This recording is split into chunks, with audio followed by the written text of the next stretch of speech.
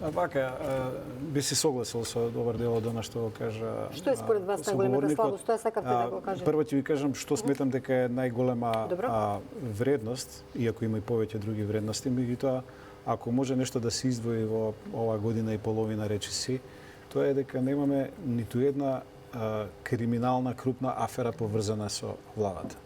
Поврзана со некој со највисок владен функционер. Значи ние имавме во врска со Кочани и апсење и притвор за еден министер, нели, од владата и за некои други поранешни.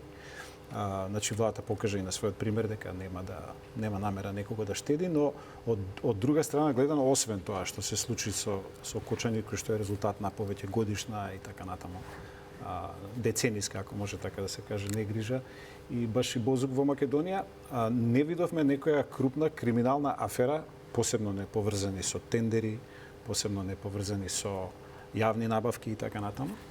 Значи тоа е еден од влада што решила да се бори сериозно против криминалот и корупцијата, мора прво да се однесува коректно во сопствените редови и да нема толеранција на тоа. И тоа гледаме дека се одржува.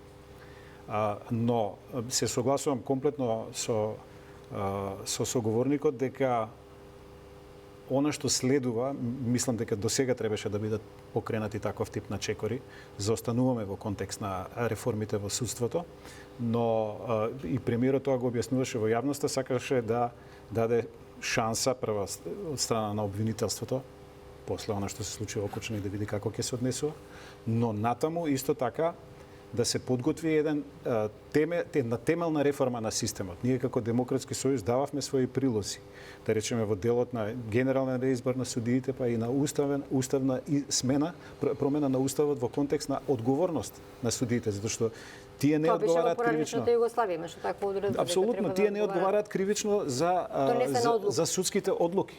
А ако имаме спрега на мафијата со одредени суди, не велам дека целото судство е. Апсолутно има.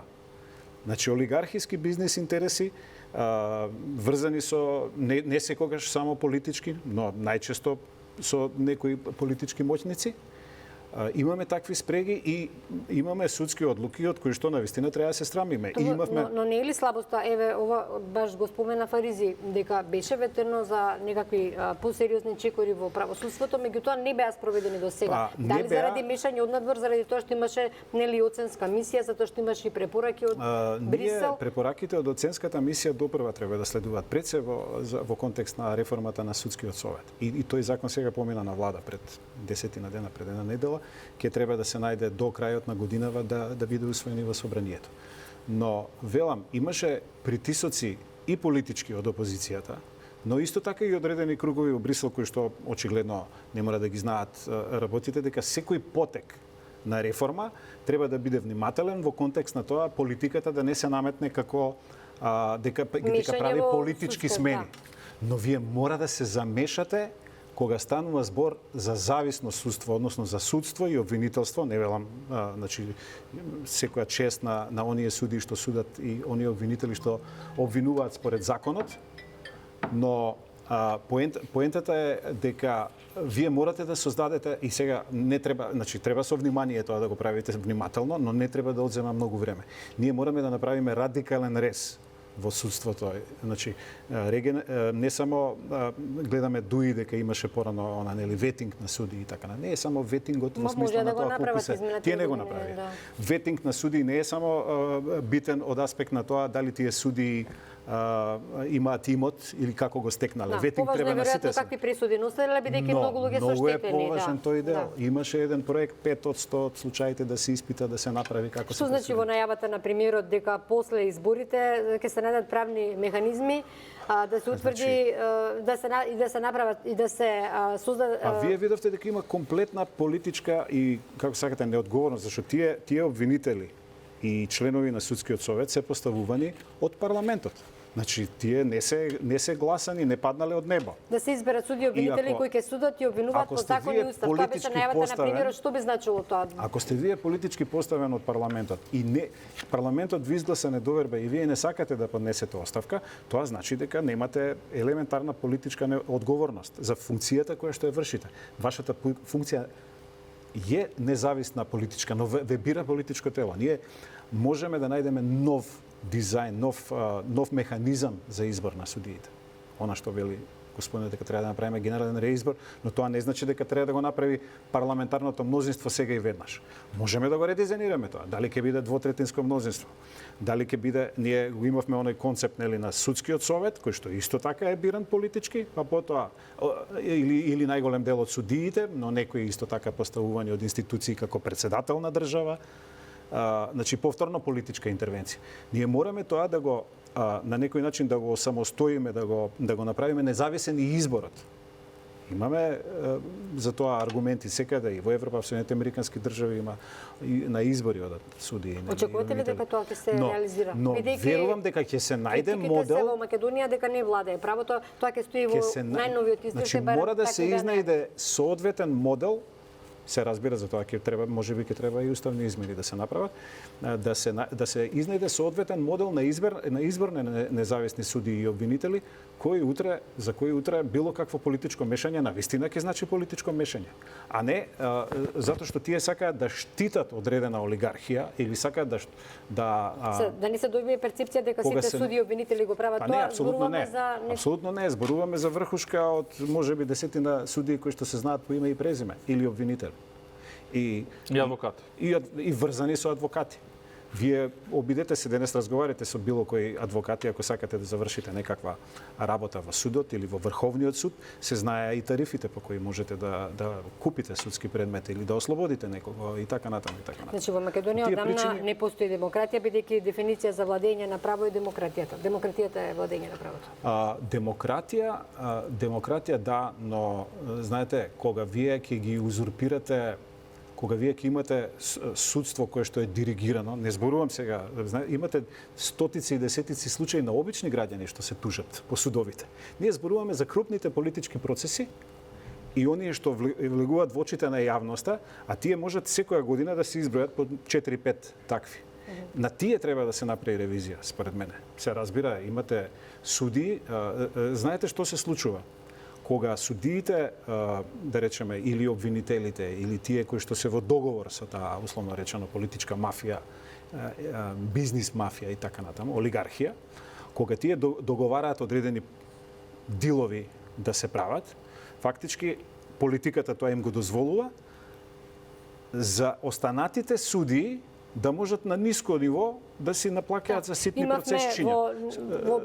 Пред известно време имавме нели реакции од поранешни членови на Судски совет дека имало бизнис интереси кога се поднесува уставки на врвни луѓе од судството, а дека имало бизнис интереси, политички притисоци и така натаму. Значи вие гледавте излегува некои во јавноста. Познати се случаи во последно време и тоа што се случуваше во Врховниот суд.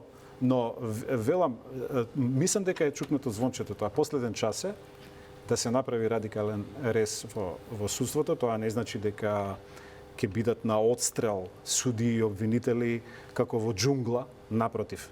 Тоа ќе значи воведување ред за тие што се честни, а мнозинството се честни, да можат достоинствено и да си ги заработат платите и да им бидат зголемени, како што е сега предложено. За да ги видиме честните, мора првин да влеземе на ветинг, на генерален реизбор, и на крај на краишта може да треба паралелно да имаме специјално обвинителство, специјален суд, како тоа го имат направено во Албанија. Добро, за тоа се потребни уставни измени, сепак. Па мислам дека многу е лесно. Ние предлагавме како Демократски сојуз институција која што ќе биде за гонење на високиот криминал и корупцијата. Добро, па нели имаме обвинителство за борба против организиран криминал и корупција, да нема двојство. Некој вели дека имаме институции, меѓутоа поентата е да се обезбеди независност на тие институции. Вистинска независност, да не настапуваат по налог на бизнис олигарси или на политичари. Да, и да не бидат поврзувани со и да имаат тела, надзорни тела кои што ќе бидат составени навистина од граѓанската јавност. Да, опозицијата тоа го и контролирани од граѓанската. Кога се најавуваат ваквите чекори од опозицијата, сепак ставот е дека власта сака да стави капа на судството. Па не власта.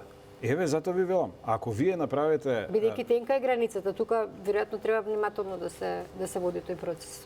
Ама секогаш, знаете што, било каков избор можете да обвините дека на крај не е, дека е политички контролиран. Но постојат на запад постојат нели судии кои што можат идеолошки да бидат блиски до десница и до левица, да речеме во американскиот врховен суд, ама тоа не значи дека тие судии ќе судат за криминалците да ги ослободат. Тие може да имаат своји политички визии, дека не знам, дека се против абортусот, дека се за некои други човечки права, либерални и така натаму. И секој човек, како и судиите кај нас и обвинителите, тие можат да имаат своја политичка визија за светот идеолошка. Ама браната која е? Не може некој да биде ослободен за криминал или да има пазарење, како што има за последниве случаи со онкологија и така натаму. Дека е супер сега, вие бидејќи делом го признавте делото, сега ќе бидете условно осудени. Значи мора да постојат граници за тоа. Би сакала, споменавте вие Фаризи на почетокот околу уставните измени во однос на резолуцијата на СДСМ. Најавиот ВМРО ДПМН ќе ја разгледаат и дека по изборите според Мицковски ќе предложат резолуција со државнички интерес. Сега би сакала малку и околу најчесто пораките што доаѓаат од ДУИ, дека и она апропо напорака која што веројатно различно се толкува во јавноста, дека делот, ако Македонија не влезе во ЕУ, ако го испушти возот, дел ќе одат со Албанија, дел со Бугарија. И заради тоа се критиките кон Вреди, бидејќи сметаат дека тие не прават доволно за да се откочи тој процес. Што очекувате реално? Веројатно треба да се има некакви црвени линии во крајна линија. Дали Вреди, барем според нивните пораки, не гледаме некоја агресивност во тој степен како што е од страната на ДУИ во однос кога зборуваме за прашањето на уставните измени? Дали тука гледате начин како ќе се реши овој проблем? По изборите беше најавена резолуцијата од страна на владата. Многу прашања. А немаме многу време. Да, првин 5 минути вада ќе има. Првин мора да се кажува дека уставните измени не зависат од една политичка партија, односно волјата на една политичка партија. Бидејќи тој треба да биде национален консензус помеѓу сите политички партии, бидејќи тука се удира директно врз националноста на македонците. И добро вие кажавте дека Вреди... Да, и тука јас би сакала малку поконкретно да бидам, да си ги користам фразите од ДУИ, дека во оваа насока министрите од Вреди секако, да не го потребам сад тој нивниот спор, така, меѓутоа реалноста каква е? Така што мислам дека не треба ни да влезе во нивните речник кој е националистички, се со цел да придува нивната цел е да имат повеќе гласови на овој локални избори, да не забораваме дека Менду Таши на една телевизија изјави дека дури тие го молеле премиерот, сегашниот премиер Христијан Мицковски, да влезат во влада. Им биле праќале емисари од ВМРО за да преговарат. Слушај, тие се фабрика за лажење и дезинформација, бидејќи во основа на тоа и пливале 22 години. Само нешто да му кажам, односно сакам да кажам во врска со Ахмети, што изјавил дека албанците ќе оделе со Албанија, а македонците со Бугарија. Ајде да се согласиме со него, но кај ќе оставиме со Равија? Прашањето е. Сега ако се поделиме, сега кој ќе му ја даде, на која тапија ќе ја ставиш? Нели тие ги барат тапиите, во која општина ќе ја запише? Тоа е многу важно. Дали бидејќи од другата страна на Вардар? Бугарија или во Албанија? Така што не верувам дека во Албанија од другата страна, така што првин да се договори кај ќе ја стави тапијата, пошто тие ги барат тапиите, ако ќе го изгуби Чаир и во град Скопје, јас мислам дека тешко дека тапијата и ќе се предомисли тогаш Ахмети, а до тогаш има време, ќе видиме како ќе бидат резултатите првин и тој на крај на краишта не е некоја политичка партија која одлучува во тие насоки. Во тие насоки, односно во уставните измени ми е целта, одлучуваат поголем консензус помеѓу политичките партии тоа и консензус помеѓу етникумите во државата, но етникумите треба да бидат многу предпазливи кон македонскиот народ, бидејќи се е во прашање нивниот идентитет. Така што јас многу често сум изјавил во оваа телевизија, и неформално со заместник министер за надворешни работи, што ми е соговорник, разговаравме во ова прашање и мојата цел е дека македонците треба да бидат загарантирани од страна на Европската Унија и од страна на Бугарија. Јас сегогаш сум кажал дека треба да има нов протокол, кај ќе ни дават гаранции дека освен бугарите што ќе ги ставим во уставот, после тоа кога ќе почнат преговори, нема да ме да не блокираат. блокираат. Знаете зошто? Ми прашуваат како пример. Утре дента ќе има оглас, пример, во некој министерство да се вработува, во Министерство за надворешни работи, и ќе конкурира. Некој нема да го примат, и он ќе излезе пред Министерство за надворешни работи и ќе го повика од тие така наречени новинари што излегуваат низ TikTok. И ќе го снимат и ќе кажат, мене не ме примат бидејќи сум бугарин.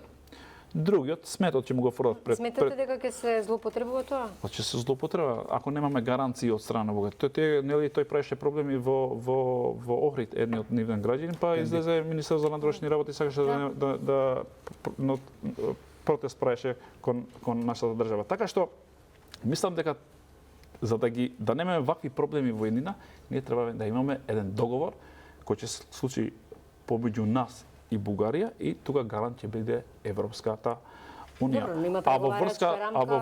Во врска со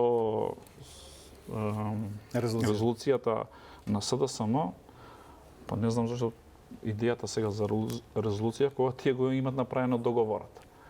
И да не верувам, претпоставувам дека тој договорот никогаш не произлегол кај нив, бидејќи тие не ја застапуваат интересот на државата. Претпоставувам дека тоа е, да не кажам, резолуција која е консултирана добро со тие што преговарале во минатото.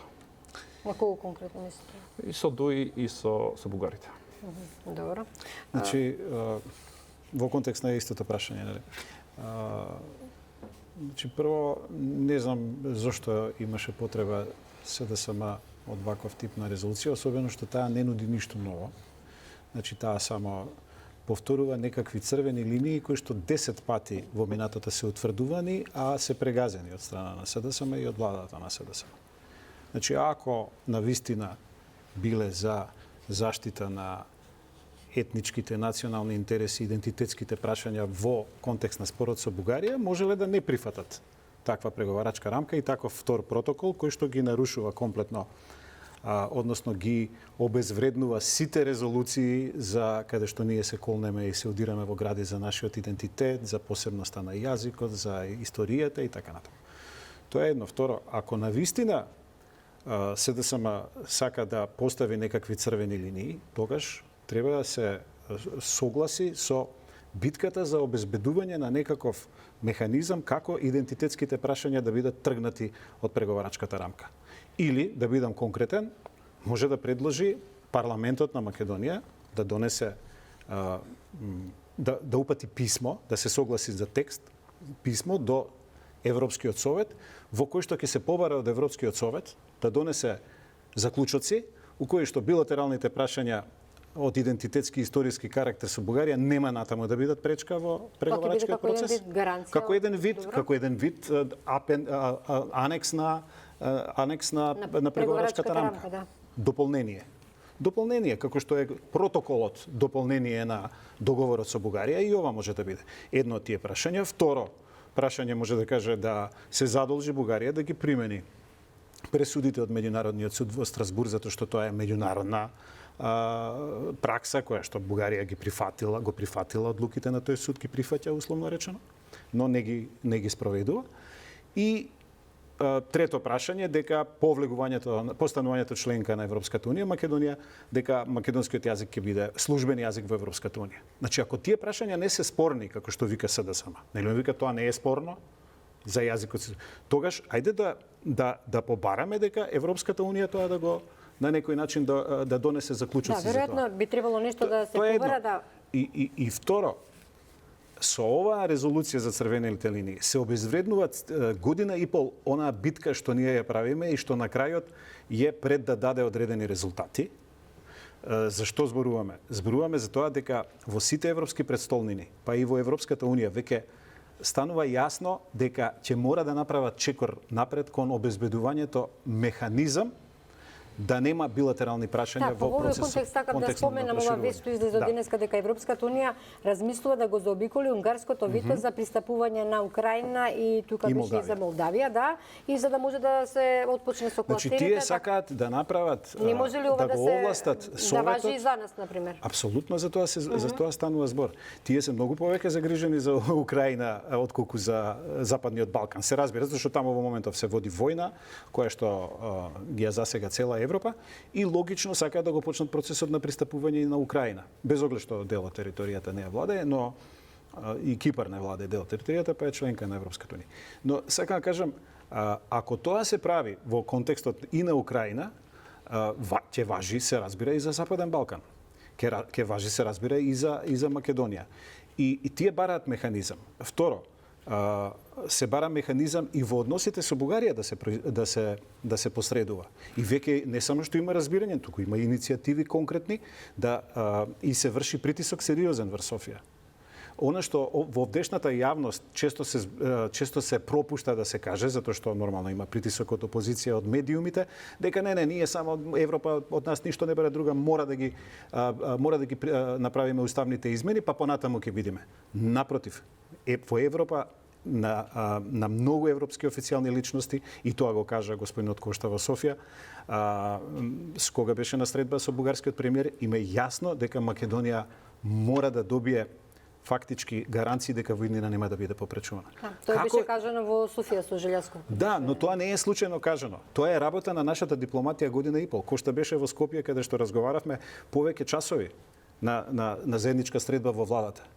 И тој предлагаше идеи, бараше од нас идеи како да се разреши спорот. И воопшто не име сеедно на официјалните личности во Брисел дека Бугарија сме солидарни со неа и вие мора ова да го направите. Да, имаше една порака што него напротив сакаат да најдат решение и се напад да најдат решение. Да, председателката Силјановска во Обединетите нации во говорот имаше една реченица кога се упатуваше на почитување на меѓународното право, на копенхашките критериуми и така натаму. Спомена дека во Македонија процедурата за промена на уставот може да го направи председателот, на иницијатива на председателот на 30 или колку претенци и 100.000 граѓани. Никако соседна држава, мислам дека тоа не, таа ја проблематизираше она затоа што ние сме прифатиле промена на устав под притисок, фактички. Успеа Сакам да кажам, кога се испраќаат вакви пораки од говорницата на Обединетите нации, очекувате дека ќе имаме некаква поддршка и во таа смисла? Па не, видете, професорката, значи председателката Силјановска е и професорка и таа има широк, се разбира, опсек и поглед на нештата и во секој случај за неа и за академската јавност е неприфатливо вие да правите уставни промени затоа што некој тоа го бара од вас. Пошто уставот е суверена работа на една држава и ние ако се договориме внатре да го промениме уставот, ние ќе го направиме тоа. Тоа е едно филозофско и академско прашање. Но во принцип она што сега ни е поставено нас како услов, ние не рековме дека нема да го прифатиме. Ние ќе ги прифатиме уставните промени и немаме проблем и со правата за бугарите во Македонија, во текст сме на изработка пред крај на акцискиот план за малцинствата под 20% не се однесува тоа на албанците, каде што на дополнителен начин ќе бидат заштитени правата на сите други малцинства, вклучително и на бугарите утре кога ќе бидат дел од уставот, но не и со притисок и под услов да биде заштитен нивниот историски наратив. Значи, нивниот историски наратив важи до Крива Паланка. Не може нивниот историски наратив да важи во Македонија. Особено што е неточен и историски некоректен. Да. Но, значи, ние мораме да бидеме начисто дека историската комисија, и тоа го прифати конечно СДСМ, ако беше против црвени линии, таа влада немаше да прифати од резултатите на историската комисија да зависи нашата евроинтеграција. А сега зависи. Добро, а што ќе работи таа историска комисија? Таа може 40 години работат историските комисии меѓу Германија, Франција, Полска, Германија и така натаму. Тие можат академски да се стрекаваат и да донесуваат одредени решенија како некоја битка во минатото се одвивала во 19-тиот век и да решат во одреден учебник да запишат некакви заеднички. Нам ни услов за влез после. Ама тоа не смее да биде услов. Тоа не смее да биде услов. И сега ако тоа додека ние не добиеме фактички уверувања и од Софија, а мислам дека со сериозен притисок од Европската унија, од нашите партнери во Европската унија, ако сакаат тоа да се изведе, мислам дека сега сакаат, дека може да се направи, дека едноставно нема што да влегуваме во авантура која што потоа ќе не одведе во ќорсок. Да. Сосема на крај, буквално имаме помалку од една минута. Често ја слушаме синтагмата српски свет во Македонија. Не држат овие критики? Јас ретко пишувам на Facebook, во последното време пишав еден статус во врска со српскиот свет. Сегогаш и некој не го разбира бидејќи го напишав на мој начин. Сакам да го објаснам тука. Сегогаш дури кога е во тешка криза, иначе кога ќе ги фатиш во криминал и во корупција или кога ќе бидат надвор од владата и немат пари буквално за да може на грна држава да живеат, тогаш одма ти измислуваат тоа што албанците историски значи имале проблеми, односно тоа го користува во тоа што во минатиот век поминало и како прават како актуелно дека српскиот свет, рускиот свет, српскиот свет, рускиот свет и цело време сегогаш кога ќе ги фатиш на криминал и корупција, тоа го употребат. Исто и неговите другарчиња што беа во Косово на власт, исто до кога ќе ги фатија на криминал и корупција, ќе почнат да викат како што кажуваше премиерот Албин Курти, Амелика.